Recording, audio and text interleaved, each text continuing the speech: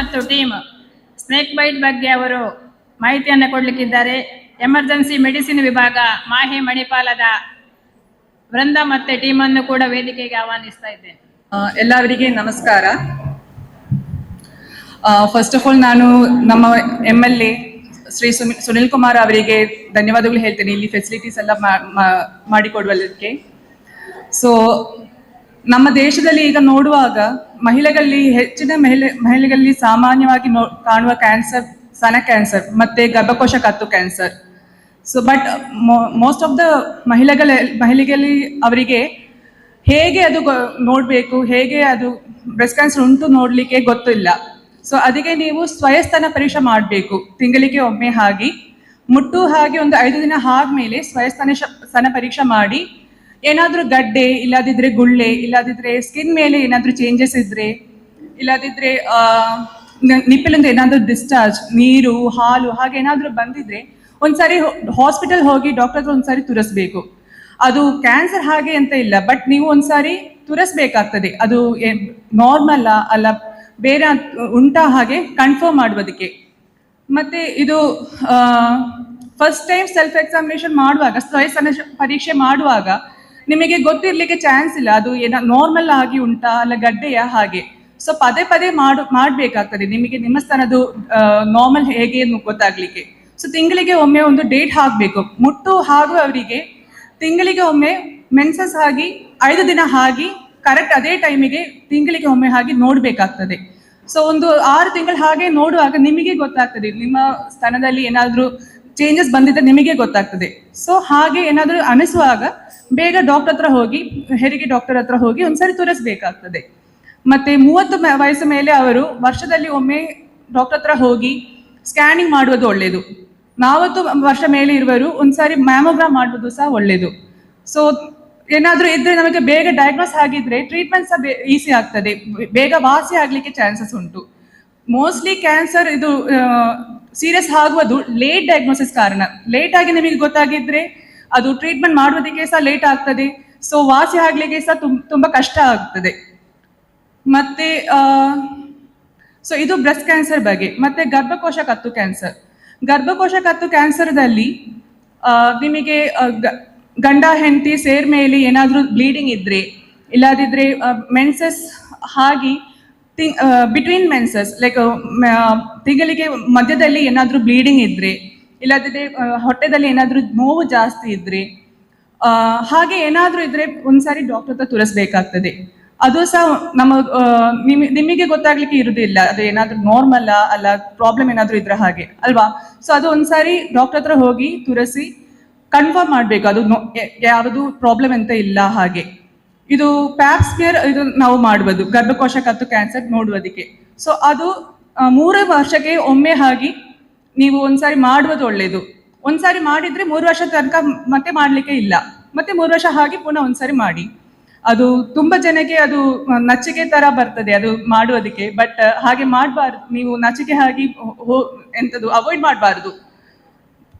Maximum ಹಾಗೆ ಒಂದ್ಸಾರಿ ಹೋಗಿ ಜಸ್ಟ್ ಒನ್ಸ್ ಇನ್ 3 years ಮಾತ್ರ, ಪದೇ ಪದೇ ಹೋಗ್ಲಿಕ್ಕೆ ಇಲ್ಲ. ಸೊ ಒನ್ಸ್ ಇನ್ 3 years ಒಂದ್ಸಾರಿ ಡಾಕ್ಟರ್ ಹತ್ರ ಹೋಗಿ ತುರಿಸ್ಬೇಕಾಗ್ತದೆ. ಮತ್ತೆ ಬೇರೊಂದು ಬಾಹ್ಯಕೋಶದಲ್ಲಿ ಬರುವ ಕ್ಯಾನ್ಸರು ಓರಲ್ ಕ್ಯಾನ್ಸರ್ ಹೇಳುವುದು. ಸೊ ಅದು ಜಾಸ್ತಿ ಬರುವುದು ತಂಬಾಕು ತಗೊಳ್ಳುವವರಿಗೆ. ಮತ್ತೆ ಪದೇ ಪದೇ ಒಂದೇ ಜಾಗದಲ್ಲಿ ನೀವು ಕಚ್ಚಿದ್ರೆ ಇಲ್ಲದಿದ್ರೆ ಪದೇ ಪದೇ ಗುಳ್ಳ ಬಂದಿದ್ರೆ ಇಲ್ಲದಿದ್ರೆ ಹಲ್ಲು ನೋವು ಜಾಸ್ತಿ ಇದ್ರೆ ಏನಾದ್ರೂ ಕಾರಣಕ್ಕೋಸ್ಕರ ಅದು ಹೋಗುದಿಲ್ಲ 1 ತಿಂಗಳ ಮೇಲೆ ಹಾಗೆ ಎಲ್ಲ ಇದ್ರೆ, ಇಲ್ಲದಿದ್ರೆ ನೀವು ಕಣ್ಣಾಡಿ ಮುಂಚೆ ನಿಂತು ನೋಡುವಾಗ ಬಾಯಿ ಒಳಗಡೆ ಏನಾದ್ರೂ ಬಣ್ಣ ವ್ಯತ್ಯಾಸ ರೆಡ್ಡಿಶ್ ಕಲರ್ ಇಲ್ಲದಿದ್ರೆ ಬಿಳಿ ಕಲರ್ ಏನಾದ್ರೂ ಹಾಗೆ ಏನಾದ್ರೂ ಬಂದಿದ್ರೆ ಒಂದ್ಸಾರಿ ಹೋಗಿ ಡಾಕ್ಟರ್ ಹತ್ರ ಅದು ಸಹ ತುರಿಸ್ಬೇಕಾಗ್ತದೆ. ಕೆಲ ಟೈಮ್ ಅದು ಕ್ಯಾನ್ಸರ್ದು ಫಸ್ಟ್ ಸಿಂಪ್ಟಮ್ ಇರಬಹುದು. ಸೊ ಫಸ್ಟ್ ಸಿಂಪ್ಟಮೇ ನೀವು ಫಸ್ಟ್ ಅಲ್ಲಿ ನಿಮಗೆ ಗೊತ್ತಾಗಿದ್ರೆ ಅದು ಬೇಗ ಡಯಾಗ್ನೋಸ್ ಮಾಡಿ ಬೇಗ ಟ್ರೀಟ್ಮೆಂಟ್ ಶುರು ಮಾಡ್ಲಿಕ್ಕೆ ಆಗ್ತದೆ. ಯಾವಾಗಲೂ ಅದು ಲೇಟ್ ಆಗಿದ್ರೆ ಮತ್ತೆ ನಮಗೆ ಟ್ರೀಟ್ಮೆಂಟ್ ತುಂಬಾ ಕಷ್ಟ ಆಗ್ತದೆ, ಮತ್ತೆ ಅದು ಸ್ಪ್ರೆಡ್ ಆಗ್ತದೆ ಬೇರೆ ಕಡೆಯಲ್ಲಿ ಸಹ. ಸೊ ಸ್ಪ್ರೆಡ್ ಆಗಿದ್ರೆ ಮತ್ತೆ ನಮಗೆ ಎಂತ ಮಾಡ್ಲಿಕ್ಕೆ ಆಗುದಿಲ್ಲ ಅಲ್ವಾ. ಸೊ ಫಸ್ಟ್ ಸಿಂಪ್ಟಮ್ ಬರುವಾಗ ಡಿಲೇ ಮಾಡಬಾರ್ದು, ಒಂದ್ಸರಿ ಡಾಕ್ಟರ್ ಹತ್ರ ಹೋಗಿ ತುರಿಸಿ ಕನ್ಫರ್ಮ್ ಮಾಡಿ ಯಾವುದೂ ಇಲ್ಲ ಹಾಗೆ. ಸೊ ಇವತ್ತಿನ ಕ್ಯಾನ್ಸರ್ ಶಿಬಿರದಲ್ಲಿ ನೀವು ಎಲ್ಲರೂ ಮ್ಯಾಕ್ಸಿಮಮ್ ಇದು ಯೂಟಿಲೈಸ್ ಮಾಡಬೇಕು ಹಾಗೆ ನಾನು ವಿನಂತಿ ಮಾಡ್ತೇನೆ. ಮತ್ತೆ ಇವತ್ತು ಬ್ರೆಸ್ಟ್ ಕ್ಯಾನ್ಸರ್ ಸ್ಕ್ರೀನಿಂಗಿಗೆ ಮುಟ್ಟು ಇದ್ರೆ ಸಹ ನಿಮಗೆ ಹೋಗಿ ತುರಿಸಬಹುದು. ಬಟ್ ಪ್ಯಾಪ್ಸ್ಮೇರ್ ಮುಟ್ಟಿರುವಾಗ ಪ್ಯಾಪ್ಸ್ಮೇರ್ ಮಾಡುವುದಕ್ಕೆ ಆಗೋದಿಲ್ಲ. ಸೊ ಅವರು ಬ್ರೆಸ್ಟ್ ಕ್ಯಾನ್ಸರ್ ಸ್ಕ್ರೀನಿಂಗ್ ಅಟ್ಲೀಸ್ಟ್ ಮಾಡಿ ಹೋಗಬೇಕಾಗ್ತದೆ. ಅಷ್ಟೇ ಇವತ್ತು. ಸೊ ಎಲ್ಲರೂ ಇದು ಯುಟಿಲೈಸ್ ಮಾಡಿ, ಇವತ್ತಿನ cancer screening camp maximum utilise ಮಾಡಿ. Thank you so much. ಮುಂದಿನ ಮಾಹಿತಿ ಕಾರ್ಯಾಗಾರವನ್ನು ಡಾಕ್ಟರ್ ವಂದಾ ಮತ್ತು ಟೀಮಿನವರು ನಡೆಸಿಕೊಡ್ತಾರೆ. ಎಲ್ಲರೂ ಇದರ ಉಪಯೋಗವನ್ನು ಪಡಿಸಬೇಕು. ಮತ್ತು ಮಹಿಳಾ ಮೋರ್ಚಾದ ಎಲ್ಲ ಅಧ್ಯಕ್ಷರು, ಪದಾಧಿಕಾರಿಗಳು, ಉಪಾಧ್ಯಕ್ಷರುಗಳು, ಎಲ್ಲ ಕಾರ್ಯಕರ್ತೆಯರು ಬಂದಿದ್ದಾರೆ. ಅವರಿಗೆಲ್ಲರಿಗೂ ಸ್ವಾಗತವನ್ನು ಹೇಳ್ತಾ ಇದ್ದೇನೆ. ಎಲ್ಲರಿಗೂ ನಮಸ್ಕಾರ. ಚಿಕಿತ್ಸಾ ವಿಭಾಗದಿಂದ ಇನ್ನೂ ಒಂದು ಎಮರ್ಜೆನ್ಸಿ ಬಗ್ಗೆ ಮಾತಾಡಲಿಕ್ಕೆ ಬಂದಿದ್ದೀವಿ. ಇದು ಒಂದು ತುಂಬ ನೆಗ್ಲೆಕ್ಟೆಡ್ ಕಾಯಿಲೆ. ಹಾವು ಕಚ್ಚಿದ್ರೆ ಏನಾಗ್ತದಂತ ಅದರ ಬಗ್ಗೆ ಕರೆಕ್ಟ್ ಏನು ತಪ್ಪೇನಂತ ಹೇಳ್ತೀವಿ. ಸೊ ಅದಕ್ಕಿಂತ ಮುಂಚೆ ಒಂದು ಸಣ್ಣ ಸ್ಕಿಪ್ ಮಾಡಿ ತೋರಿಸ್ತೀವಿ. ಅದನ್ನು ನೋಡಿ ಗಮನಿಸಿ ಆಮೇಲೆ ನಮಗೆ ಹೇಳಿ ಕರೆಕ್ಟ್ ಏನು ತಪ್ಪೇನಾಯ್ತಂತ.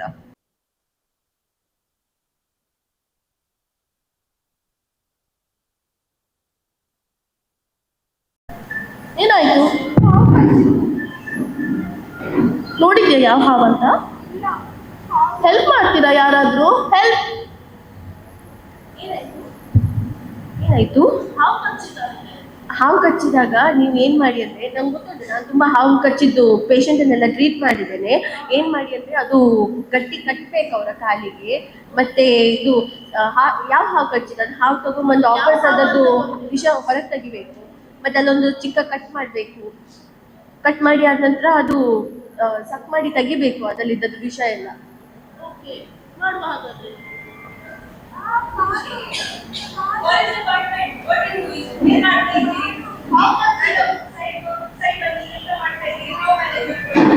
ಅದು ವಿಷ ಹೊರಗೆ ತೆಗಿತಿದೆ ನಾನು. ನೀವು ಎಲ್ಲಿಂದ ಬಂದ್ರಿ? ಅದು ಹಾವು ಕಚ್ಚಿದೆ ಅಂತೆ ಅವ್ರಿಗೆ. ಯಾವುದು ವಿಷ ಎಲ್ಲ ಹೊರಗೆ ತೆಗಿತಿದ್ದೇನೆ ನಾನು. ಅದು ಕಟ್ಟಿದ್ದೇನೆ ಅಲ್ಲಿ. ಅದು ವಿಷ ಹೋಗ್ತಾ ಉಂಟು. ನಾನು ತುಂಬಾ ಹಾವು ಕಚ್ಚಿದ್ದು ತುಂಬಾ ಪೇಷಂಟನ್ನೆಲ್ಲ ಟ್ರೀಟ್ ಮಾಡಿದೆ. ಎಲ್ಲ ಸರಿಯಾಗಿ ನಡ್ಕೊಂಡು ಮನೆಗೆ ಹೋಗಿದ್ದಾರೆ ಅವರು.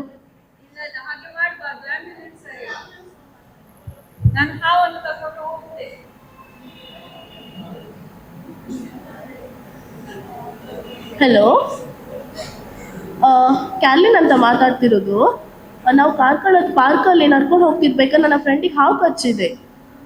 ಹೆಲ್ಪ್ ಬೇಕಿತ್ತು. ಆ ಪೇಷಂಟ್ ಈಗ ಮಾತಾಡ್ತಿದ್ದಾಳೆ ನನ್ನ ಹತ್ರ, ಬಟ್ ತುಂಬ ನೋವು ಅಂತ ಹೇಳ್ತಿದ್ದಾಳೆ.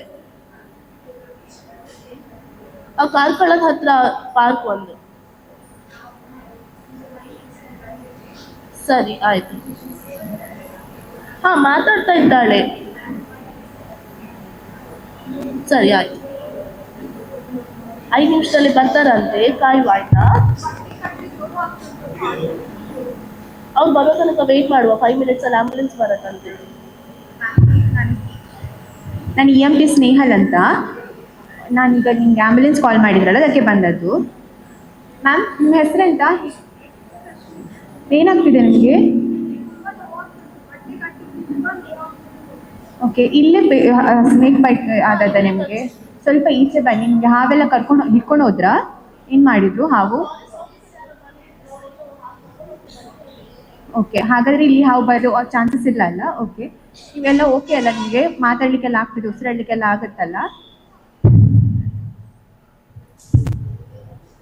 ಎಲ್ಲಿ ಕಚ್ಚಿದ್ದು ನಿಮಗೆ? ಅದು ನಿಮ್ಗೆ ಯಾರು ಕಟ್ಟಿದ್ರಾ? ಅದು ನೀವು ಯಾಕೆ ಹಾಗೆ ಕಟ್ಲಿಕ್ಕೆ ಬಿಟ್ರಿ ಅವರಿಗೆ? ಹಾಗೆ ಕಟ್ಬಾರ್ದಲ್ಲ. ಏನ್ ಮಾಡ್ಬೇಕಂತ ಅವ್ರು ಹೇಳಿದ್ರು. ಅವ್ರು ಸುಮಾರು ಹಾವು ಕಚ್ಚಿದೆಲ್ಲ ನೋಡಿದ್ದಾರೆ ಅಂತ ಹೇಳಿ ಬಂದು ಕಟ್ಟಿದ್ರು. ನಾವು ಹಾಗೆ ಕಟ್ಲಿಕ್ಕೆಲ್ಲ ಬಿಡಬಾರ್ದಾಯ್ತಾ? ನಾವು ಹಾಸ್ಪಿಟಲ್ ಸೈಡಿಂದ ಬಂದದ್ದು. ಸ್ಪ್ರಿಂಟ್ ಎಲ್ಲ ಅಪ್ಲೈ ಮಾಡಿ ಸ್ಟೆಬಿಲೈಸ್ ಮಾಡ್ಬೇಕು ಅವರಿಗೆ ಕಾಲಿಗೆ, ಆಯ್ತಾ?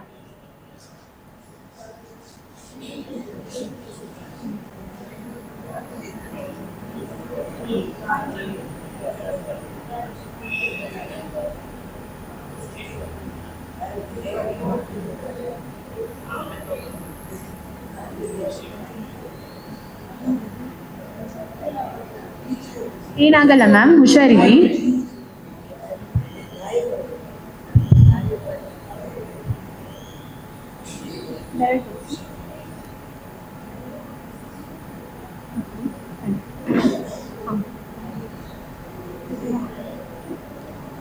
ಓಕೆ, ನಾನು ಹಾಸ್ಪಿಟಲಿಗೆ ಕಾಲ್ ಮಾಡಿ ಮಾತಾಡ್ತೇನಲ್ವಾ? Hello ma'am.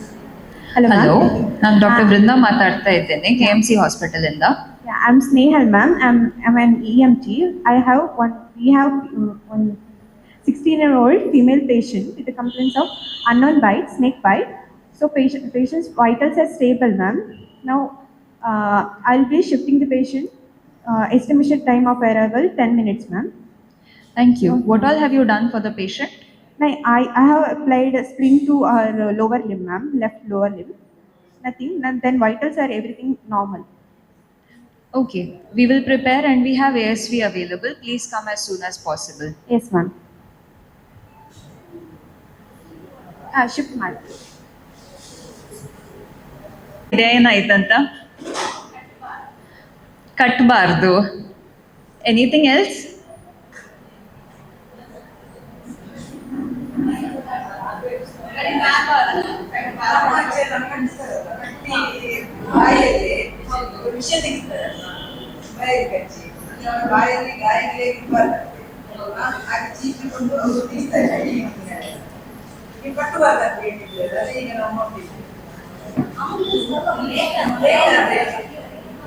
ಇವರು ಆಂಬ್ಯುಲೆನ್ಸ್ ಅಲ್ಲಿ ಬರ್ತಾರೆ, ಪೇಷಂಟ್ ಅನ್ನು ಸ್ಟೇಬಲ್ ಮಾಡಿ, ಹೀಗೆ ನೀವು ಸ್ಕಿಟ್ ಅಲ್ಲಿ ನೋಡಿದಿರಲ್ವಾ, ಅದೇ ತರ ಪೇಷಂಟ್ ಅನ್ನು ಸ್ಟೇಬಲ್ ಮಾಡಿ ಮಾನಿಟರ್ ಮಾಡಿಕೊಂಡು ಕರ್ಕೊಂಡು ಹೋಗ್ತಾರೆ. ಈಗ ಆಂಬ್ಯುಲೆನ್ಸ್ ಬಂದ್ರೆ ಲೇಟ್ ಆಗ್ಬೋದು ನಿಮ್ಗೆ, ಇಲ್ಲಿ ಎಲ್ಲ ಹಳ್ಳಿ ದೂರ, ರೋಡ್ ಆಕ್ಸೆಸ್ ಕಮ್ಮಿ. ಸೊ ಕ್ವೆಶನ್ ಇಸ್ ಏನ್ ಮಾಡ್ಬೋದು ಆವಾಗ? ಒನ್ ಥಿಂಗ್ ಇಸ್, ಕಟ್ಟಿದ್ರೆ ಏನಾಗ್ತದಂತ ನಿಮ್ಗೆ ಕರೆಕ್ಟ್ ಪ್ರೆಷರ್ ಹೇಗೆ ಗೊತ್ತಾಗ್ತದೆ? ನಿಮ್ಮ ಹತ್ರ ಎಕ್ವಿಪ್ಮೆಂಟ್ ಉಂಟಾ ಪ್ರೆಷರ್ ಗೊತ್ತಾಗ್ಲಿಕ್ಕೆ? ಇಲ್ಲಲ್ವಾ? ತುಂಬಾ ಜೋರಾಗಿ ಕಟ್ಟಿದ್ರೆ, ನೀವು ಹೇಳಿದಿರಿ ಬ್ಲಡ್ ಸಪ್ಲೈ ಹೋಗ್ತದೆ, ಅದು ವಿಷತು ಹಾವು ಇಲ್ಲಾದ್ರೆ ಏನಾಗ್ತದೆ? ಬ್ಲಡ್ ಸಪ್ಲೈ 1 ಗಂಟೆ ಹೋದ್ರೆ ಸ್ವೆಲ್ಲಿಂಗ್ ಆಗ್ತದೆ, ಮತ್ತೆ ಇಷ್ಟು ಟೈಮ್ ಸ್ವೆಲ್ಲಿಂಗ್ ಆಗಿ ಅದು ಕಾಲ್ ಹೋಗ್ತದೆ, ಅದು ಗ್ಯಾಂಗ್ರೀನ್ ಆಗಿ ಹೋಗ್ಬೋದು, ಆಂಪ್ಯೂಟೇಷನ್ ಬೇಕಾಗ್ತದೆ. ಅದು ಸುಮ್ಮನೆ ಒಂದು ಹಿಂಸೆ ಅಲ್ವಾ ಹಾಗೆ ಮಾಡಿದ್ರೆ? ವಿಷ ಇಲ್ಲಾದ್ರೆ, ವಿಷ ಇದ್ರೆ ಸಹ ಕೆಲವು ಸಮಯ ಏನಾಗ್ತದಂತ, ಅದು ಕಟ್ಟಿದ್ರೆ ಕಾಲಲ್ಲಿ ಅದು ಕಚ್ಚಿರೋ ಜಾಗ ತುಂಬಾ ಡ್ಯಾಮೇಜ್ ಆಗಿ ಬಿಡ್ತದೆ. ಮತ್ತೆ ನಾವು ಹಾಸ್ಪಿಟಲ್ ಅಲ್ಲಿ ಒಮ್ಮೆ ಓಪನ್ ಆದ್ರೆ ಸಡನ್ಲಿ ಅದು ವಿಷ ಸಿಸ್ಟಮಿಗೆ ಹೋಗಿ ಪೇಷಂಟ್ ತುಂಬಾ ಅನ್ಸ್ಟೇಬಲ್ ಆಗ್ಬೋದು. ಅದಕ್ಕೆ ಕಟ್ಟಬಾರ್ದು. ಎನಿವೆ ನಿಮ್ಗೆ ಇಲ್ಲಿ ಹಾಸ್ಪಿಟಲ್ಸ್ ಆಲ್ಮೋಸ್ಟ್ ಅರ್ಧ ಗಂಟೆ ಒಳಗೆ ರೀಚ್ ಆಗ್ಬೋದಲ್ವಾ? Everyone agrees with that? 1.5 hour ಆಗ್ಬೋದು. ನಾವು ಈ ತರ ಇದ್ರೆ, ಬರೀ ಇವರು ಸ್ಪ್ಲಿಂಟ್ ಕಟ್ಟಿದಾರಲ್ವಾ, ನಮ್ಗೆ ಫ್ರಾಕ್ಚರ್ ಎಲ್ಲ ಆಗುವಾಗ ಎಲ್ಲರಿಗೆ ಸ್ಪ್ಲಿಂಟ್ ಕಟ್ಲಿಕ್ಕೆ ಗೊತ್ತಿದ್ಯಾ? ಓಕೆ, ಅದೊಂದು ಹೇಳಿಕೊಡ್ತೀವಿ ಲಾಸ್ಟ್ ಅಲ್ಲಿ ಸಹ. ಬಟ್ ಫ್ರಾಕ್ಚರ್ ಆದ್ರೆ ಒಂದು ಕಟ್ಟಿಗೆ ಏನಾದ್ರೂ ಇಟ್ಟು ಲೂಸ್ ಆಗಿ ಕಟ್ತಾರಲ್ವಾ, ಬರೀ ಒಂದು ಇಮ್ಮೊಬಿಲೈಸ್, ದಟ್ ಮೀನ್ಸ್ ಮೂವ್ ಮಾಡ್ಲಿಕ್ಕೆ ಬಿಡಬಾರ್ದು. ಮೂವ್ ಮಾಡಿದ್ರೆ ಅದು ವಿಷ ಬೇಗ ಸ್ಪ್ರೆಡ್ ಆಗ್ತದೆ. ಸೊ ಕಚ್ಚಿರುವ ಜಾಗ ಬರೀ ಇಮ್ಮೊಬಿಲೈಸ್ ಮಾಡಿ, ಹಾವನ್ನು ಹಿಡಿಲಿಕ್ಕೆ ಹೋಗ್ಬೇಕಾ? ಸಾಯಿಸೋದು ಬೇಕಾ? ಬೇಡ. ಅದು ಮನೆ ಒಳಗೆ ಇದ್ರೆ, ಇಲ್ಲಾದ್ರೆ ಏನಾದ್ರೂ ನಮ್ಮ ಏರಿಯಾ ಒಳಗೆ ಇದ್ರೆ ಫಾರೆಸ್ಟ್ ಡಿಪಾರ್ಟ್ಮೆಂಟ್ ಅನ್ನು ಕರಿಬಹುದು. ನಂಬರ್ ಅವರದ್ದು 1926 ಇದೆ. ಅವರು ಬಂದು ಹಾವನ್ನು ತಕೊಂಡು ಹೋಗ್ತಾರೆ. ಅಷ್ಟು ತನಕ ದೂರದಿಂದ ಮಾನಿಟರ್ ಮಾಡ್ಬೋದು ಹಾವನ್ನು. ಅದಕ್ಕೆ ಹಿಡಿಲಿಕ್ಕೆ ಹೋದ್ರೆ ನಿಮ್ಗೆ ಕಚ್ಚಿದ್ರೆ 2 ವಿಕ್ಟಿಮ್ ಆಗ್ತಾರೆ, ಒಂದಕ್ಕಿಂತ ಜಾಸ್ತಿ. ಸೊ ಹಾವನ್ನು ಹಾರ್ಮ್ ಮಾಡಬಾರ್ದು. ಆಗ್ಬೋದಿದ್ರೆ ಒಂದು ಒಳ್ಳೆ ಫೋಟೋ ತೆಗಿಬಹುದು ದೂರದಿಂದ, ನಮ್ಗೆ ಅದು ಹೆಲ್ಪ್ ಆಗ್ತದೆ. ಹಾವನ್ನು ಹಿಡಿಲಿಕ್ಕೆ ಸಾಯಿಸ್ಲಿಕ್ಕೆಲ್ಲ ಹೋಗೋದು ಅವಶ್ಯಕತೆ ಇಲ್ಲ. ಮೇನ್ಲಿ ಇಮ್ಮೊಬಿಲೈಸ್ ಮಾಡಿ ರಿಯಶೋರ್ ಮಾಡಬೇಕು, ಏನಾಗೋದಿಲ್ಲ ಅಂತ ಹೇಳಬೇಕು. ಅಯ್ಯೋ ಹಾವು ಕಚ್ಚಿತ್ತು ಸಾಯ್ತೀರಿ ಅಂತ ಹೇಳಲಿಕ್ಕೆ ಇಲ್ಲ, ಹಾಗೆ ಮಾಡ್ಲಿಕ್ಕೆ ಇಲ್ಲ. ರಿಯಶೋರ್ ಮಾಡಬೇಕು, ಏನಾಗೋದಿಲ್ಲ, ನಾನು ನೋಡ್ಕೊಳ್ತೇನೆ. ಹಾಗೆ ಮಾಡಿ ಹಾಸ್ಪಿಟಲಿಗೆ ಬೇಗ ಕರ್ಕೊಂಡು ಹೋಗ್ಬೋದು. ಅಕಸ್ಮಾತ್ ಆಂಬ್ಯುಲೆನ್ಸ್ ರೀಚ್ ಆಗ್ಲಿಲ್ಲ ಆದ್ರೆ ನಮ್ಮ ವೆಹಿಕಲ್ ಅಲ್ಲಿ ಸಹ ಕರ್ಕೊಂಡು ಹೋಗ್ಬೋದು. ಬರೀ ಮೇನ್ ಥಿಂಗ್ ಇಸ್ ಇಮ್ಮೊಬಿಲೈಸ್ ಮಾಡಬೇಕು. ದಟ್ ಮೀನ್ಸ್ ಅದು ಕಚ್ಚಿರೋ ಜಾಗ ಮೂವ್ ಮಾಡ್ಲಿಕ್ಕೆ ಇಲ್ಲ. ಕೆಲವು ಸಮಯ ಇದು ನಾಗರ ಹಾವೆಲ್ಲ ಕಚ್ಚಿದ್ರೆ ಪೇಷಂಟ್ ತುಂಬಾ ಕ್ರಿಟಿಕಲ್ ಆಗ್ತಾರೆ, ಅವರಿಗೆ ಬ್ರೀದಿಂಗ್ ಪ್ರಾಬ್ಲಮ್ ಆಗ್ತದೆ, ಪ್ರಜ್ಞೆ ಎಲ್ಲ ತಪ್ತದೆ, ಅವರಿಗೆ ಕಣ್ಬಿಡ್ಲಿಕ್ಕೆ ಆಗೋದಿಲ್ಲ ಅಲ್ವಾ. ಆವಾಗ ಏನ್ ಮಾಡ್ಬೋದು? ರೆಸ್ಕ್ಯೂ ಬ್ರೆತ್ಸ್ ಅಂತ ಹೇಳ್ತೀವಿ. ಒಂದು ಏರ್ವೇ ಓಪನ್ ಮಾಡಬೇಕು. ಇದು ಉಸಿರಾಡುವ ಜಾಗ. ಪ್ರಜ್ಞೆ ಕಮ್ಮಿ ಆದ್ರೆ ನಾಲಿಗೆ ಹಿಂದೆ ಹೋಗಿ ಬೀಳ್ತದೆ, ಉಸಿರು ತಕೊಳ್ಳುವ ನಾಲಿಯನ್ನು ಬ್ಲಾಕ್ ಮಾಡ್ತದೆ. ಸೊ ಅದಕ್ಕೆ ಕೆಲವು ಮನ್ಯೂವರ್ಸ್ ಇದೆ, ಇವರು 2 ತೋರಿಸ್ತಾರೆ ಏನ್ ಮಾಡ್ಬೇಕು ಏರ್ವೇ ಓಪನ್ ಮಾಡ್ಲಿಕ್ಕೆ. ಬಾಯಿಗೆ ಎಂತ ಕೊಡಬಾರ್ದು. ಅಕಸ್ಮಾತ್ ಅವರಿಗೆ ನುಂಗ್ಲಿಕ್ಕೆ ಆಗ್ಲಿಲ್ಲ ಆದ್ರೆ ಅದು ಶ್ವಾಸಕೋಶಕ್ಕೆ ಹೋಗಿ ಒಂದು ಹೊಸ ಪ್ರಾಬ್ಲಮ್, ನಿಮೋನಿಯಾ ಆಗ್ತದೆ ಪೇಷಂಟಿಗೆ. ಸೊ ಪೊಸಿಷನ್ ಅಲ್ಲಿ ಹಾಕ್ಬೇಕು, ಆಗ ಅವರ ಉಸಿರಾಟ ನಾಳಕ್ಕೆ ಏನ್ ತೊಂದರೆ ಆಗುದಿಲ್ಲ. ಅವರದ್ದು ಬಲ ಕೈ ಉಂಟಲ್ಲ ಅದನ್ನು ಲೆಫ್ಟ್ ಸೈಡ್ ಇದ್ದು ಕಿವಿ ಹಿಂದೆ ಇಡಬೇಕು. ಇಟ್ಟು ಅವರನ್ನು ಲೆಫ್ಟ್ ಸೈಡ್ ಟರ್ನ್ ಮಾಡಬೇಕು, ಎಡಗಡೆಗೆ. ಈ ಪೊಸಿಷನ್ ಅಲ್ಲಿ ಅವರನ್ನು ಮಲಗಿಸ್ಬೇಕು. ಎಲ್ಲರೂ ಎದ್ದು ನೋಡ್ಬೋದು ಹೇಗಂತ.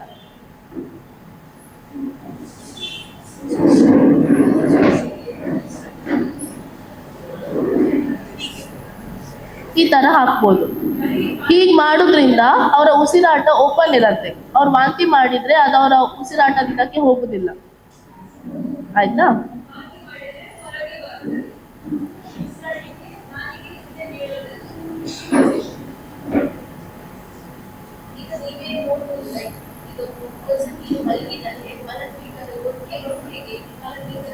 ಅವರ ನಾಲ್ಗೆ ಹಿಂದೆ ಬಿದ್ದಾಗ ಗೊರಕೆ ಹೊಡಿತಾರೆ ನೋಡಿ, ಆಗ ಉಸಿರಾಟ ಸಮಸ್ಯೆ ಆಗತ್ತೆ.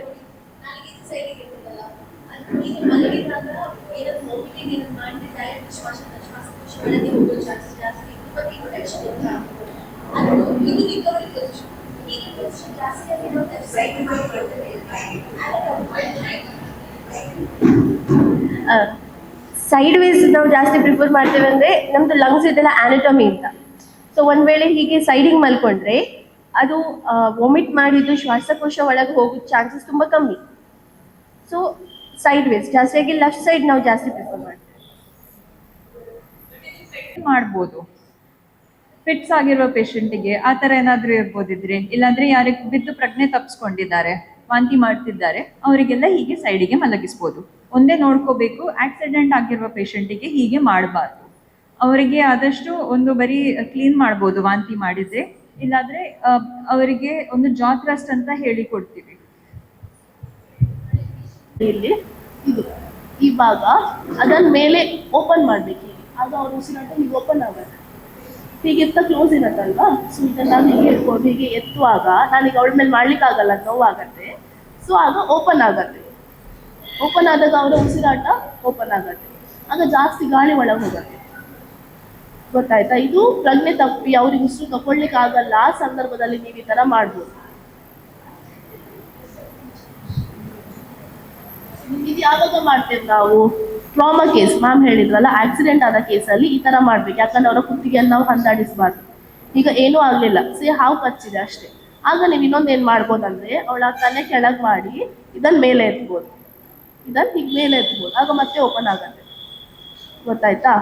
ಟ್ರಾಮಾ ಅಲ್ಲದೆ ಹಾವು ಕಚ್ಚಿದ್ದು ಅಥವಾ ಫಿಟ್ಸ್ ಬಂದದಾಗ್ಲಿ ಬೇರೆ ಏನೇ ಇದ್ರೆ ಸಹ ತಲೆ ಹೀಗೆ ಕೆಳಗೆ ಮಾಡಿ ಇದನ್ನ ಮೇಲೆ ಎತ್ತಬೇಕು. ಇಫ್ ಆಕ್ಸಿಡೆಂಟ್ ಆದ ಕೇಸಲ್ಲಿ ಇದನ್ನ ಮೇಲೆ ಎತ್ತಬೇಕು ಅಷ್ಟೇ, ತಲೆ ಕೆಳಗೆ ಮಾಡಬಾರ್ದು. ಆಗ ಇಲ್ಲಿ ಪೆಟ್ಟಾಗತ್ತಲ್ವಾ.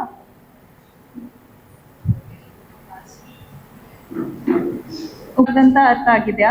ಕಟ್ ಯಾಕೆ ಮಾಡಬಾರ್ದು? ಬ್ಲೇಡಲ್ಲಿ ಎಲ್ಲರೂ ಹೇಳ್ತಾರೆ ಸ್ವಲ್ಪ ಕಟ್ ಮಾಡಿ ವಿಷ ತೆಗಿವ ಅಂತ. ಮಾಡ್ಬೇಕಾ? ಮಾಡಬಾರ್ದು. ಯಾಕೆ? ಕೆಲವು ಹಾವುಗಳು ರಕ್ತ ತೆಳು ಮಾಡ್ತದೆ, ಬ್ಲೀಡಿಂಗ್ ನಿಲ್ಲುವುದಿಲ್ಲ. ಸುಮ್ಮನೆ ಕಟ್ ಮಾಡ್ತಾ ಹೋದ್ರೆ, ಒಂದು ರಕ್ತನಾಳ ಕಟ್ ಮಾಡಿದ್ರೆ ಅದು ಬ್ಲೀಡಿಂಗ್ ನಿಲ್ಲುವುದಿಲ್ಲ, ಎಕ್ಸ್ಟ್ರಾ ಪ್ರಾಬ್ಲಮ್ ಆಗ್ತದೆ, ರೈಟ್? ಸೊ ಕಟ್, ಬರ್ನ್, ತುಂಬ ಟೈಟ್ ಟೋರ್ನಿಕೆ ಕಟ್ಟೋದು, ಕಲ್ಲೆಲ್ಲ ಹಾಕಿ ತೆಗಿತಾರಂತ ಹೇಳ್ತಾರಲ್ವ ವಿಷ, ಸ್ನೇಕ್ ಸ್ಟೋನ್ ಅಂತ, ಅದು ನಾಗಮಣಿ ಎಲ್ಲ ಹೇಳ್ತಾರೆ, ಅದೆಲ್ಲ ಮಾಡಬಾರ್ದು. ಅದರಲ್ಲಿ ಟೈಮ್ ವೇಸ್ಟ್ ಆಗ್ತದೆ. ಸ್ನೇಕ್ ಬೈಟ್ ಒಂದು ಎಮರ್ಜೆನ್ಸಿ, ಅದಕ್ಕೆ ಒಂದೇ ಟ್ರೀಟ್ಮೆಂಟ್ ಕೆಲಸ ಮಾಡ್ತದೆ, ಅದು ಪಾಲಿವ್ಯಾಲೆಂಟ್ ಆಂಟಿ ಸ್ನೇಕ್ ವೆನಮ್, ASV ಅಂತ ಹೇಳ್ತೀವಿ ನಾವು ಶಾರ್ಟಲ್ಲಿ. ಅದೊಂದು ಇಷ್ಟು ಸಣ್ಣ ಬಾಟಲಲ್ಲಿ ಬರ್ತದೆ. ಅದು ನಾರ್ಮಲಿ ನಾವು 10 ಬಾಟಲ್ ಒಂದೇ ಸಲದಲ್ಲಿ ಕೊಡ್ತೀವಿ. ಸೊ ಅದರಲ್ಲಿ ಪೇಷಂಟ್ ಅದೇ ಒಂದು ವರ್ಕ್ ಮಾಡ್ತದೆ. ಅದು ಸ್ಪೆಷಲಿ ಹಾವಿದು ವೆನಮಿಗೆ ಮಾತ್ರ ಮಾಡಿದ್ದು. ಕ್ಯಾರೋಲಿನ್ ಈಗ ಏನ್ ಮಾಡಬೇಕು ಅದು ಒಂದು ಸಮರೈಸ್ ಮಾಡ್ತಾಳೆ. ಏನ್ ಮಾಡಬಾರ್ದಂತ. ಈಗ ಹಾವು ಕಚ್ಚಿದೆ ಯಾರಿಗೂ, ಏನ್ ಸರಿಯಾಗಿ ಮಾಡಬೇಕು? ಫಸ್ಟ್ ನೀವು ಅವ್ರಿಗೆ ಎಮರ್ಜೆನ್ಸಿ ಉಂಟಂತ ಹೇಳಿ ಗೊತ್ತಾಗ್ಬೇಕು ನಿಮ್ಗೆ. ಅದು ಓಕೆ, ಇದು ಎಮರ್ಜೆನ್ಸಿ ಸಿಚುವೇಶನ್, ನಾನು ಏನಾದರೂ ಮಾಡ್ಬೇಕು, ಈಗ ಸಹಾಯ ಮಾಡ್ಬೇಕು ಅವ್ರಿಗೆ ಅಂತ ಹೇಳಿ ನೀವು ರೆಸ್ಪಾನ್ಸಿಬಿಲಿಟಿ ತಗೊಳ್ಬೇಕು ಫಸ್ಟಿಗೆ. ಇವ್ರಿಗೆ ನಾನು ಸಹಾಯ ಮಾಡ್ತೇನೆ ಅಂತ, ಆಯ್ತಾ? ಮತ್ತೇನು ಮಾಡ್ತೀರಿ? ಹೆಲ್ಪಿಗೆ ಕರಿಬೇಕು ಸಹಾಯಕ್ಕೆ. ಯಾಕಂದ್ರೆ ನಿಮ್ಗೆ ಒಬ್ಬರಿಗೆ ಮಾಡ್ಲಿಕ್ಕೆ ಆಗದೇ ಇರ್ಬೋದು. ಸೊ ಒಂದು ಜನರಲ್ ಹೆಲ್ಪಿಗೆ ಅಥವಾ ಆ್ಯಂಬುಲೆನ್ಸಿಗೆ ಕಾಲ್ ಮಾಡಿ ಈ ಥರ ಆಗಿದೆ, ನಾನು ಸದ್ಯಕ್ಕೆ ಅವ್ರನ್ನ ನೋಡ್ಕೊಳ್ತೇನೆ, ಆದಷ್ಟು ಬೇಗ ಬನ್ನಿ ಅಂತ, ಆಯಿತಾ? ಮತ್ತೇನು ಮಾಡ್ತೀರಿ? ಪೇಷಂಟ್ ಹತ್ರ ಹೋಗಿ ಹೇಳಬೇಕು, ನಾನು ನಿಮ್ಗೆ ಸಹಾಯ ಮಾಡ್ತೇನೆ, ನೀವು ಹೆದರಬೇಡಿ, ಆಯಿತಾ? ನಿಜವಾಗ ಅವ್ರು ಹಾವು ಕಚ್ಚಿದಂದ್ರೆ ಎಲ್ಲ ತಲೆಗೆ ಓಕೆ ನಾನು ಸತ್ತು ಹೋಗ್ತೇನೆ ಏನು ಮಾಡೋದು ಅಂತ ತಲೆಗೆ ಬರುತ್ತಲ್ಲ. ಸೊ ಹೆದರಬೇಡಿ, ನಾನು ನಿಮ್ಮ ಸಹಾಯಕ್ಕೆ ಬಂದಿದ್ದೇನೆ, ಆಂಬುಲೆನ್ಸ್ ಅನ್ನು ಕರೆದಿದ್ದೇನೆ, ನಾನು ಹೆಲ್ಪ್ ಮಾಡ್ತೇನೆ ಅಂತ ಹೇಳಿ ಅವ್ರಿಗೆ ಸಮಾಧಾನ ಮಾಡಿ ನೆಕ್ಸ್ಟ್ ಏನು ಮಾಡ್ತೀರಿ, ಈಗ ಅವ್ರಿಗೆ ಕಾಲಿಗೆ ಕಚ್ಚಿದೆ, ಕೈ ಕಚ್ಚಿದೆ, ಮ್ಯಾಮ್ ಹೇಳಿದಾಗ ಈಗ ಎಲ್ಲರದ್ದು ಸ್ಪ್ಲಿಂಟ್ ಇರುವುದಿಲ್ಲ, ಅದು ಹಾಸ್ಪಿಟಲಲ್ಲಿ ಮಾತ್ರ ಇರುತ್ತೆ. ನೀವೇನು ಮಾಡ್ಬೋದು, ಸ್ಕೇಲ್ ಅಥವಾ ಮರದೇನಾದ್ರು ತುಂಡು ಅಥವಾ ನ್ಯೂಸ್ ಪೇಪರಲ್ಲಿ ಮಡಿಸಿ ಆ ಥರ ಗಟ್ಟಿಯಾದ ವಸ್ತು ಥರ ಏನಾದರೂ ಒಂದು ಮಾಡಿ ಅದನ್ನು ಹಾವು ಕಚ್ಚಿದ ಜಾಗಕ್ಕಿಟ್ಟು ಮೂಮೆಂಟ್ ಆಗೋ ಥರ, ಮತ್ತು ನಿಮ್ಮ ಬಟ್ಟೆ, ಕಚ್ಚೆ, ಶಾಲ್ ಏನು ಅದನ್ನು ಸುತ್ತಿ ಇಮ್ಮೊಬಿಲೈಸ್ ಮಾಡ್ಬೋದು. ಮತ್ತು ನೀವೇ ಕಾಲ್ ಮಾಡಿರ್ತೀರಲ್ಲ, ನೀರು ಕೊಡಬೇಡಿ ಅವ್ರಿಗೆ ಕುಡಿಲಿಕ್ಕೆ, ಏನು ಕಟ್ಬೇಡಿ ಆ ಜಾಗದಲ್ಲಿ, ಸ್ಟಾಪ್ ಮಾಡ್ಲಿಕ್ಕೆ ಅಂತ ಹೇಳಿ, ಕಟ್ ಮಾಡಲಿಕ್ಕಿಲ್ಲ, ಬರ್ನ್ ಮಾಡಲಿಕ್ಕಿಲ್ಲ. ಆ್ಯಂಬುಲೆನ್ಸ್ ಬರುತ್ತೆ, ನೀವು ಅಲ್ಲಿ ತನಕ ವೆಯ್ಟ್ ಮಾಡ್ಬೋದು ಆ್ಯಂಬುಲೆನ್ಸ್ ಬೇಗ ಬರೋದಿದ್ರೆ. ಇಫ್ ಆ್ಯಂಬುಲೆನ್ಸ್ ಹಾಸ್ಪಿಟಲ್ ದೂರದಲ್ಲಿದ್ದರೆ ಆಗ ನೀವೇ ಇಮ್ಮೊಬಿಲೈಸ್ ಮಾಡಿರ್ತೀರಲ್ವ ಪೇಷಂಟನ್ನು ಶಿಫ್ಟ್ ಮಾಡ್ಬೋದು.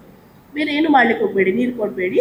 ಇಫ್ ಅವರಿಗೆ ರಸ್ತೆಯಲ್ಲಿ ಹೋಗ್ತಾ ಪ್ರಜ್ಞೆನ ತಪ್ಪಿತ್ತು ಆಗ ನೀವು ಅವ್ರನ್ನ ನಾವು ತೋರಿಸಿರ್ತಾರ ಲೆಫ್ಟ್ ಸೈಡ್ ಹಾಕ್ಬೋದು, ವಾಂತಿ ಏನಾದರೂ ಮಾಡ್ತಾರಂತ ಇದ್ರೆ. ಇಲ್ಲಾಂದರೆ ಏರ್ವೇ ಓಪನ್ ಮಾಡಿ ತೋರಿಸಿದ್ವಲ್ಲ ನಾವು ಶ್ವಾಸ, ಅದನ್ನು ಓಪನ್ ಮಾಡ್ಬೋದು. ಲಾಸ್ಟ್ಲಿ ಬೈಕಲ್ಲಿ ಯಾರಾದರೂ ಕರ್ಕೊಂಡು ಹೋಗ್ತಾ ಇದ್ರೆ there is a way to transport. ಅದು ಬೈಕ್ ಆಂಬ್ಯುಲೆನ್ಸ್ ಅಂತ ಕೆಲವು ಜನ ಹೇಳ್ತಾರೆ, ಅದೊಂದು ಜುಗಾಡ್ ಟೆಕ್ನಿಕ್. ಅದರಲ್ಲಿ 3 ಜನ ಕೂತ್ಕೊಂಡು ಹೋಗ್ಬೇಕು, ಒಬ್ರು ಬೈಕ್ ಬಿಡುವ ಜನ, ಹಿಂದೆ ಬರೀ ಪೇಷಂಟ್ ಅನ್ನು ಕೂರಿಸಿದ್ರೆ ಪ್ರಜ್ಞೆ ತಪ್ಪಿದ್ರೆ ಬೀಳ್ತಾರೆ. ಸೊ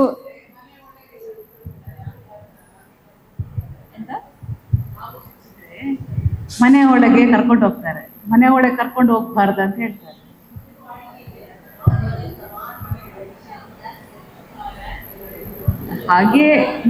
ಹಾಗೇನಿಲ್ಲ, ಬಟ್ ಮೇನ್ಲಿ ಅವರಿಗೆ ಹೆಲ್ತ್ ಕೇರ್ ಫೆಸಿಲಿಟಿ ಕರ್ಕೊಂಡು ಹೋಗಬೇಕು.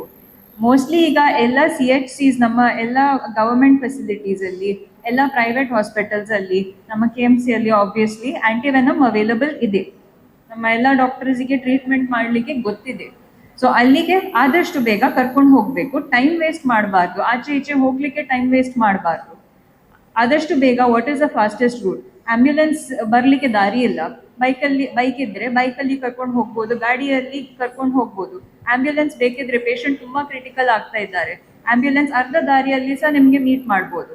ಇಲ್ಲಾಂದ್ರೆ ಅರ್ಧ ದಾರಿಯಲ್ಲಿ ಏನಾದರೂ CHC ಇದ್ರೆ ಅಲ್ಲಿ ಅವರು ಸ್ಟೇಬಲ್ ಮಾಡಿ ನೆಕ್ಸ್ಟ್ ಕಳಿಸ್ತಾರೆ, ಹಾಗೆ ಸಹ ಮಾಡ್ಬೋದು. Main important thing is understand that it's an emergency, ಅದೊಂದು ಗೊತ್ತಾಗಬೇಕು. ಆ್ಯಂಡ್ ಪೇಷಂಟ್ ಕ್ರಿಟಿಕಲ್ ಆದರೆ ಸಹ ಗೊತ್ತಾಗಬೇಕು.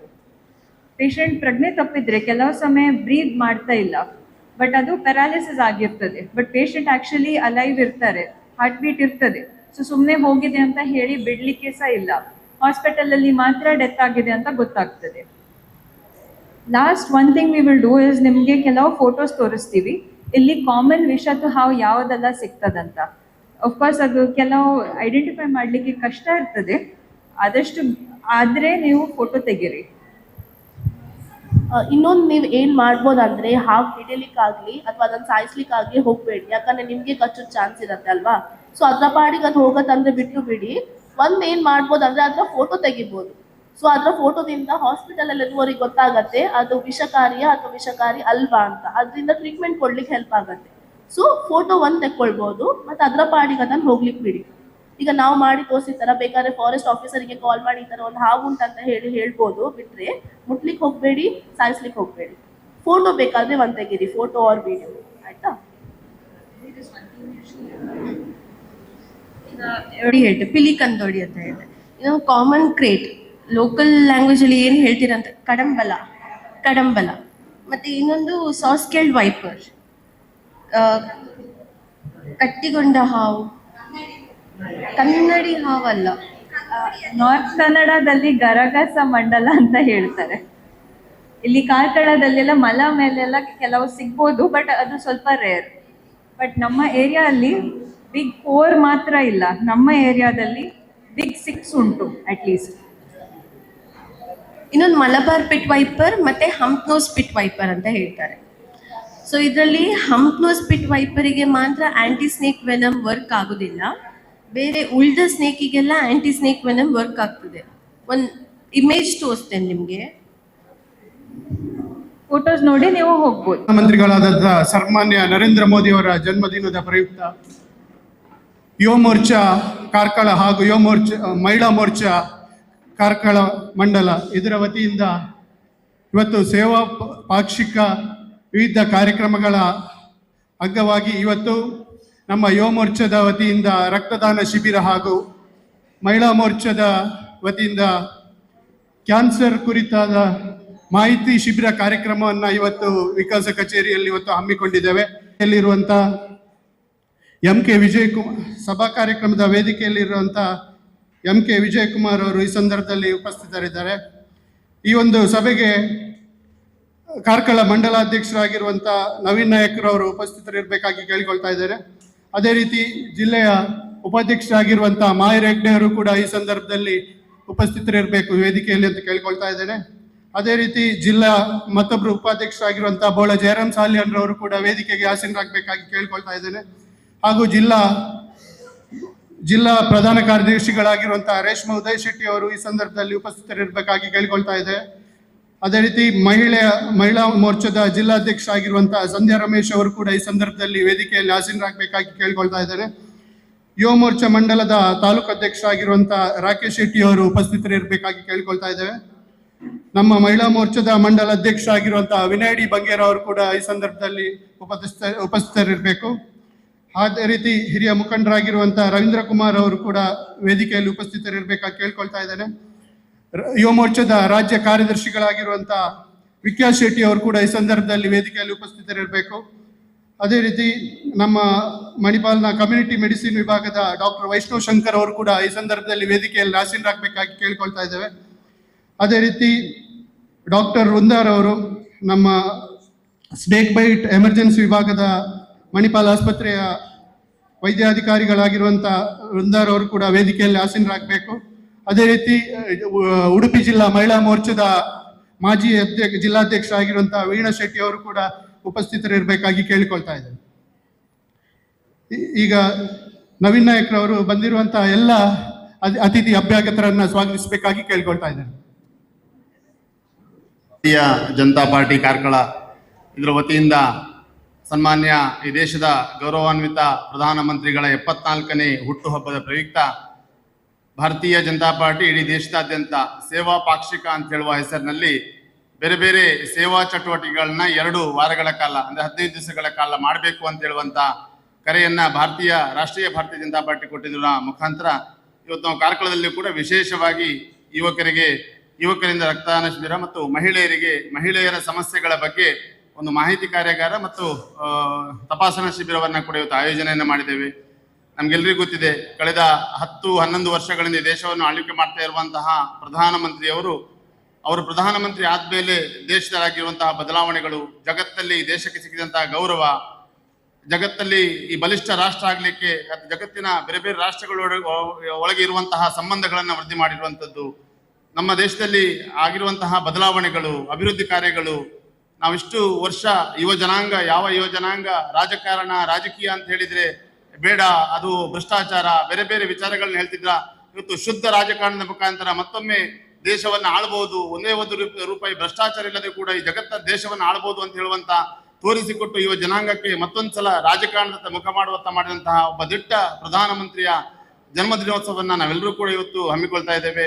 ಅವರಿಗೆ ಇನ್ನಷ್ಟು ಆಯಸ್ಸನ್ನ ಕೊಡ್ಲಿ, ಅವರಿಗೆ ಇನ್ನಷ್ಟು ಆರೋಗ್ಯವನ್ನ ಕೊಡ್ಲಿ, ಅವ್ರು ಇನ್ನಷ್ಟು ವರ್ಷಗಳ ಕಾಲ ಈ ದೇಶಕ್ಕೆ ಒಂದು ದೇಶವನ್ನು ಆಳುವಂತಹ ಶಕ್ತಿಯನ್ನು ಅವರಿಗೆ ದೇವರು ಕರುಣಿಸ್ಲಿ ಅಂತ ಹೇಳುವಂತಹ ಶುಭಾಶೀರ್ವಾದದೊಂದಿಗೆ ಇವತ್ತು ನಾವೆಲ್ಲ ತಾಲೂಕಿನ ಶಾಲೆಯ ಮಕ್ಕಳಿಗೂ ಕೂಡ ಸಿಹಿ ತಿಂಡಿ ವಿತರಣೆ ಕಾರ್ಯಕ್ರಮಗಳನ್ನ ಈ ಸಂದರ್ಭದಲ್ಲಿ ಇವತ್ತು ಕೂಡ ಮಾಡಿದ್ದೇವೆ.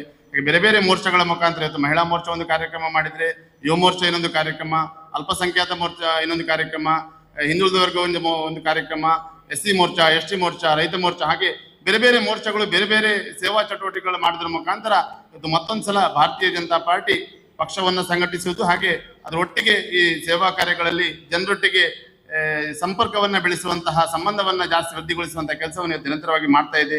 ಈ ಒಂದು ಸಂದರ್ಭದಲ್ಲಿ ಇವತ್ತು ಈ ಕಾರ್ಯಕ್ರಮವನ್ನು ಉದ್ಘಾಟನೆಯನ್ನು ಮಾಡ್ತಾ ಇರುವಂತಹ ನಮ್ಮೆಲ್ಲರ ಹಿರಿಯ ವಕೀಲರು ಆಗಿರುವಂತಹ ಕಾರ್ಕಳದಲ್ಲಿ ಈ ಪಕ್ಷವನ್ನ ಕಟ್ಟಿ ಬೆಳೆಸಿದಂತಹ ಸನ್ಮಾನ್ಯ MK ವಿಜಯಕುಮಾರ್ ಅವರು ನಮ್ಮೊಂದಿಗಿದ್ದಾರೆ. ಅವರಿಗೆ ನಮ್ಮೆಲ್ಲರ ಪೂರ್ವಕವಾಗಿ ಸ್ವಾಗತವನ್ನ ಮಾಡ್ತಾ ಇದ್ದೇನೆ.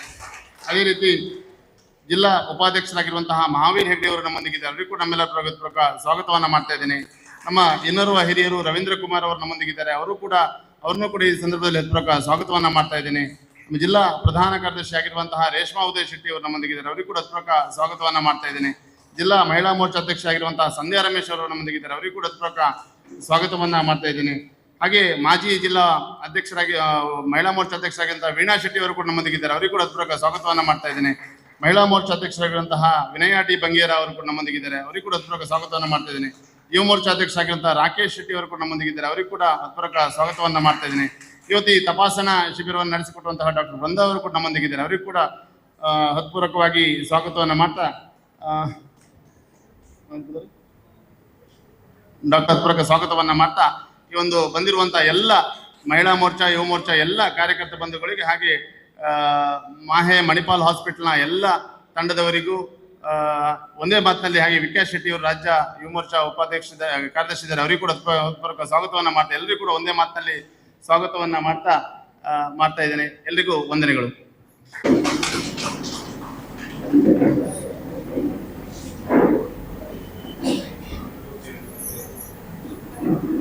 भारत माता की जय, भारत माता की जय, भारत माता की जय.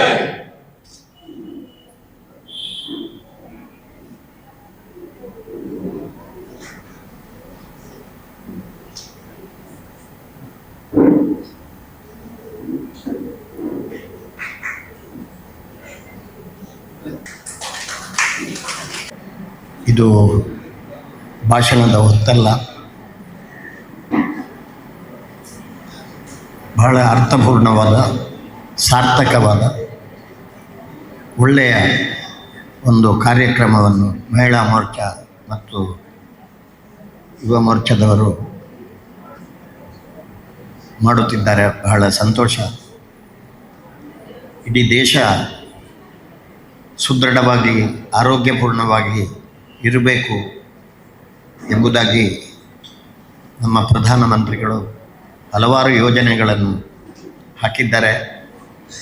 ಅತ್ಯಂತ ಕಡು ಬಡವರಿಗೂ ಕೂಡ ಪ್ರಯೋಜನವಾಗುವಂತಹ ಯೋಜನೆಗಳು, ಆರೋಗ್ಯವನ್ನು ಕಾಪಾಡುವ ಯೋಜನೆಗಳನ್ನು ಎಲ್ಲ ತಂದಿದ್ದಾರೆ. ಇವತ್ತು ಮಾಡುವಂತಹ ಈ ರಕ್ತದಾನದ ಶಿಬಿರ ಒಂದು ಮಾದರಿ ಕಾರ್ಯಕ್ರಮವಾಗಿ ರೂಪುಗೊಳ್ಳುತ್ತದೆ ಅಂತ ಹೇಳಿ ನಾನು ಭಾವಿಸ್ತೇನೆ. ಸಭೆಯನ್ನು ನೋಡುವಾಗ ಬಹಳ ಸಂತೋಷ ಆಗ್ತದೆ. ರಕ್ತದಾನ ಮಾಡುವಂತಹ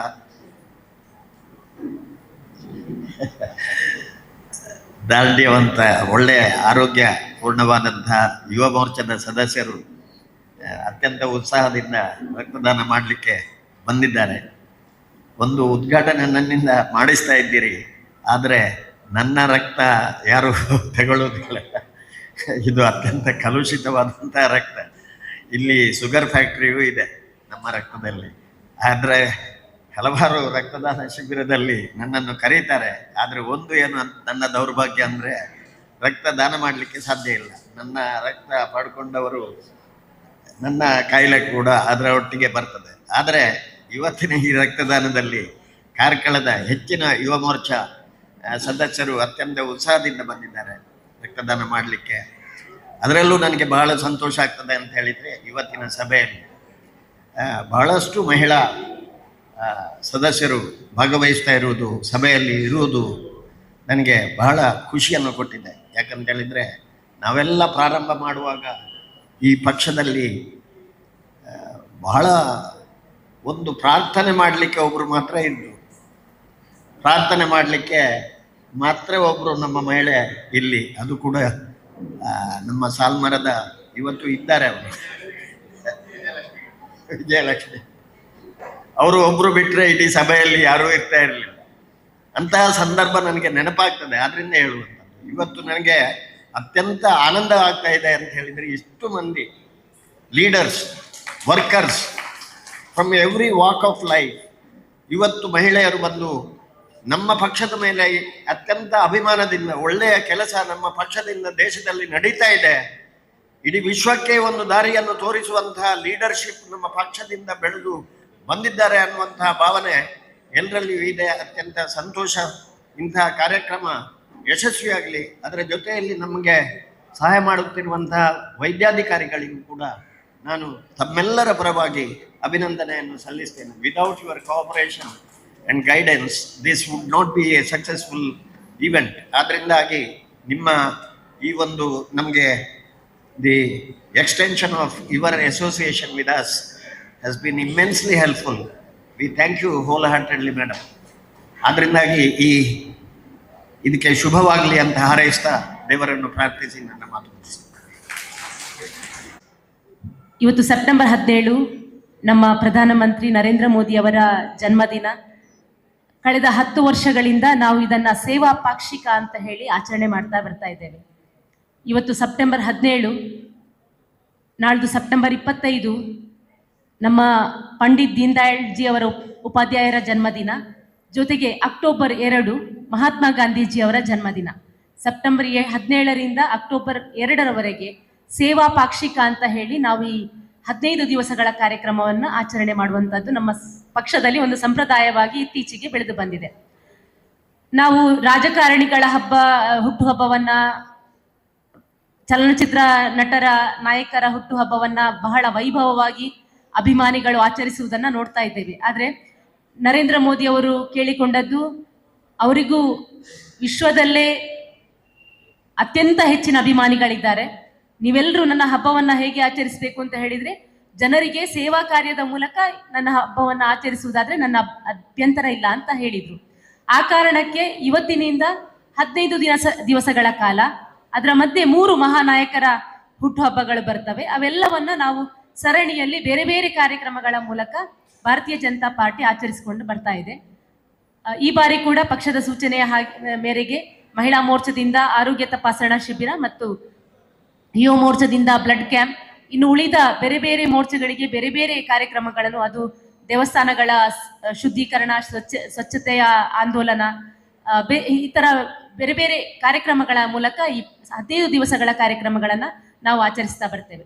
ಇವತ್ತು ಕಾರ್ಕಳದಲ್ಲಿ ನವೀನ್ ನಾಯ್ಕರ ಅಧ್ಯಕ್ಷತೆಯಲ್ಲಿ ಹಲವಾರು ಕಾರ್ಯಕ್ರಮಗಳನ್ನ, ಜನೋಪಯೋಗಿ ಕಾರ್ಯಕ್ರಮಗಳನ್ನ ನಮ್ಮ ಈ ತಂಡ ಮಾಡ್ತಾ ಇದೆ. ಇವತ್ತು ಮಹಿಳಾ ಮೋರ್ಚಾದ ವತಿಯಿಂದ ಮತ್ತು ಯುವ ಮೋರ್ಚಾದ ವತಿಯಿಂದ ಕೂಡ ಒಳ್ಳೆಯ ರೀತಿಯ ಆರೋಗ್ಯ ತಪಾಸಣಾ ಶಿಬಿರ ಮತ್ತು ಮಹಿಳೆಯರಿಗೆ ಬಹಳ ಅಗತ್ಯವಾಗಿ ಇವತ್ತು ಮಾಡಲೇಬೇಕಾದಂತಹ ಉಚಿತ ಕ್ಯಾನ್ಸರ್ ಜಾಗೃತಿ ಮತ್ತು ತಪಾಸಣಾ ಶಿಬಿರ ನಡೀತಾ ಇದೆ.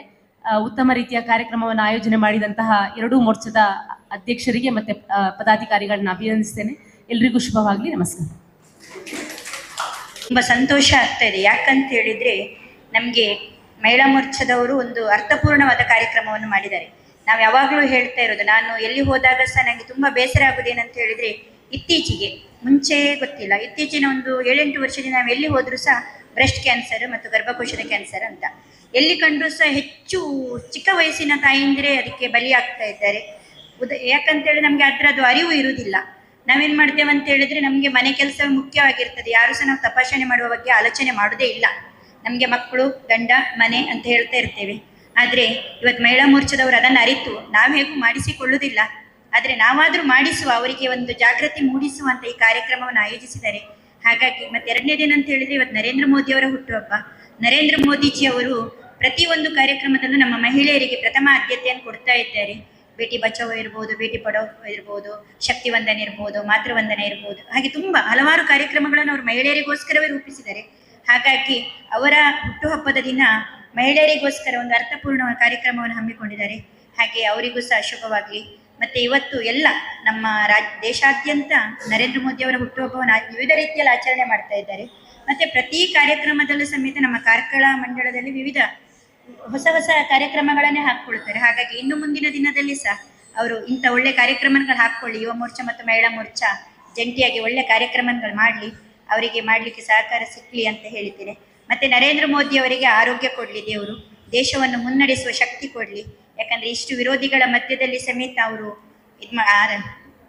ಅಧಿಕಾರವನ್ನು ಮಾಡ್ತಾ ಇದ್ದಾರೆ. ಹಾಗೆ ಅವರಿಗೆ ಆರೋಗ್ಯ ಮತ್ತು ಶಕ್ತಿ ಸಿಕ್ಕಲಿ ಅಂತ ಹೇಳಿ ನನ್ನ ಮಾತನ್ನು ಮುಗಿಸ್ತೇನೆ. ಡಾಕ್ಟರ್ ವಂದಾ ಅವರು.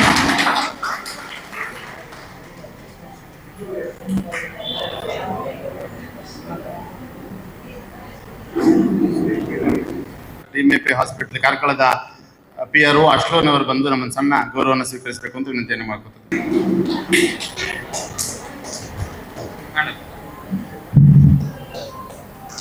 ರಕ್ತದಾನ ಶಿಬಿರ ಹಾಗೂ ಕ್ಯಾನ್ಸರ್ ಮಾಹಿತಿ ಕಾರ್ಯಾಗಾರವನ್ನು ಉದ್ಘಾಟಿಸಿದಂತಹ MK ವಿಜಯಕುಮಾರ್ ಇವರಿಗೆ ಹಾರ್ದಿಕ ಧನ್ಯವಾದಗಳನ್ನು ಸಲ್ಲಿಸ್ತಾ ಇದ್ದೇನೆ.